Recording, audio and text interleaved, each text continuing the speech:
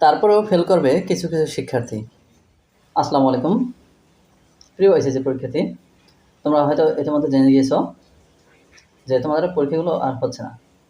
এখন তোমাদের মার্কগুলো কীভাবে দেওয়া হবে সেটা নিয়ে এখন চলছে জল্পনা কল্পনা। এখন মার্কগুলো এরকমভাবে দেওয়া হবে যাতে কেউ ক্ষতিগ্রস্ত না হয়। যে পরীক্ষাগুলো হয়েছে সেগুলো মার্ক তো অটোমেটিক্যালি থাকবেই, সেগুলো মূল্যায়ন হবে।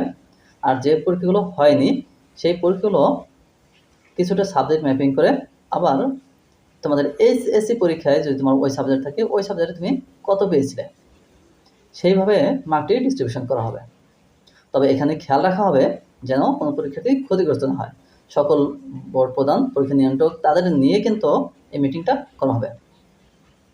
আরেকটি বিষয় হচ্ছে যে আজ বিকাল 3টায় কিন্তু আমাদের শিক্ষা উপদেষ্টার মিটিং রয়েছে। তিনি সংবাদ সম্মেলনে জানাবেন বিস্তারিত যে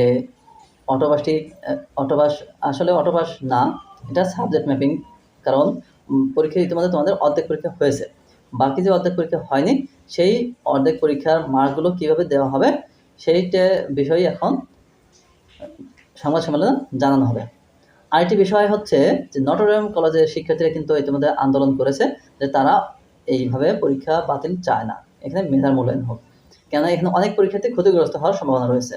কারণ এসএসসিতে অনেক পরীক্ষারই মার্ক কম ছিল, তারা হয়তো এখন ভালো করতো।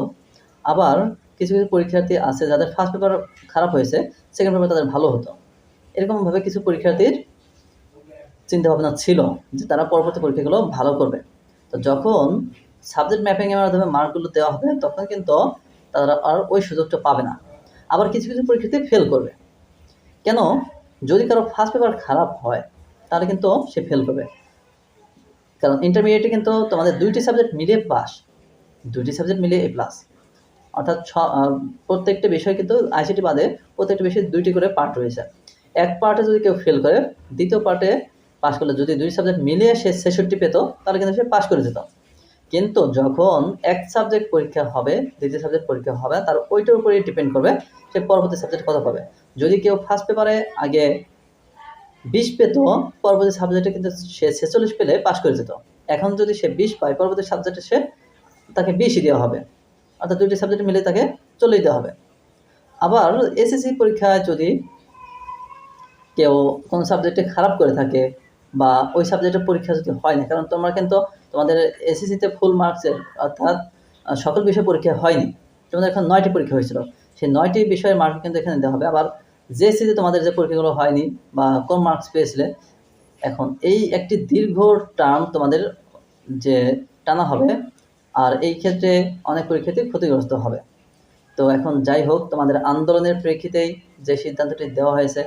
আবার এখানে একটি বিষয় হচ্ছে যে আমরা একটি গল্প জানি যে একটি স্কুলে টিফিনের দেওয়া হতো সিঙ্গারা। তো এখানে একদিন আন্দোলন করলো যে তারা কেউ সিঙ্গারা খেতে চায় না, টিফিনে তারা অন্য কিছু খেতে চায়। তখন স্কুল প্রধান যে তিনি বললেন যে ঠিক আছে, তোমাদের এটি চেঞ্জ করে দেওয়া হবে, কিন্তু তোমরা কে কোনটা খেতে চাও সেটি জানাও, যেটির পক্ষে সবচেয়ে বেশি ভোট পড়বে সেটি তোমাদের টিফিন হিসেবে দেওয়া হবে।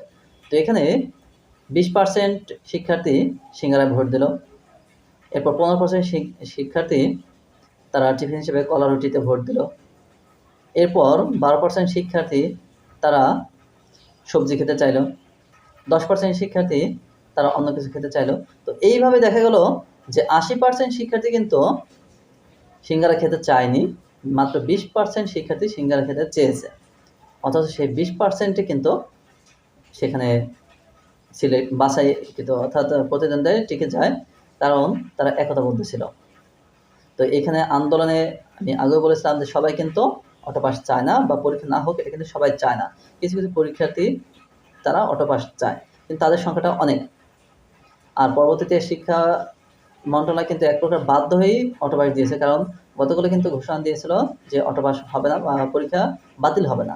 50 মার্কস বা 50% মার্কসে কিন্তু পরীক্ষা হওয়ার কথা ছিল, কিন্তু পরবর্তীতে চাপের মুখে সন্ধ্যার সময় কিন্তু প্রজ্ঞাপন দেওয়া হয় যে পরীক্ষা আর হচ্ছে না। এখন যাই হোক, তোমাদের আন্দোলনের ফলে যেটি সিদ্ধান্ত বোর্ড কর্তৃপক্ষ নিয়েছে সেটি হয়তো বাস্তবায়িত হবে। আর বিস্তারিত আমরা জানতে পারবো আমাদের শিক্ষা উপদেষ্টা, মাননীয় শিক্ষা উপদেষ্টা তিনি যখন ঘোষণা দেবেন বাদ বাকি আমরা জানতে পারবো যে তোমাদের মূল্যায়নটা কীভাবে করা হবে। তবে এখানে অনুরোধ হচ্ছে যেন কোনো পরীক্ষার্থী ক্ষতিগ্রস্ত না হয় সেই দিকটি খেয়াল রাখা, আর বোর্ড কর্তৃপক্ষ সেটি করবে। কারণ ইতিমধ্যে আমরা জানতে পেরেছি যে সে বিষয়েই আগানো হচ্ছে, যে বোর্ড কর্তৃপক্ষ সেটাই চাবে যাতে কোনো শিক্ষার্থী ক্ষতিগ্রস্ত না হয়। সে বিষয়টি সবার আগে গুরুত্ব দেওয়া হবে।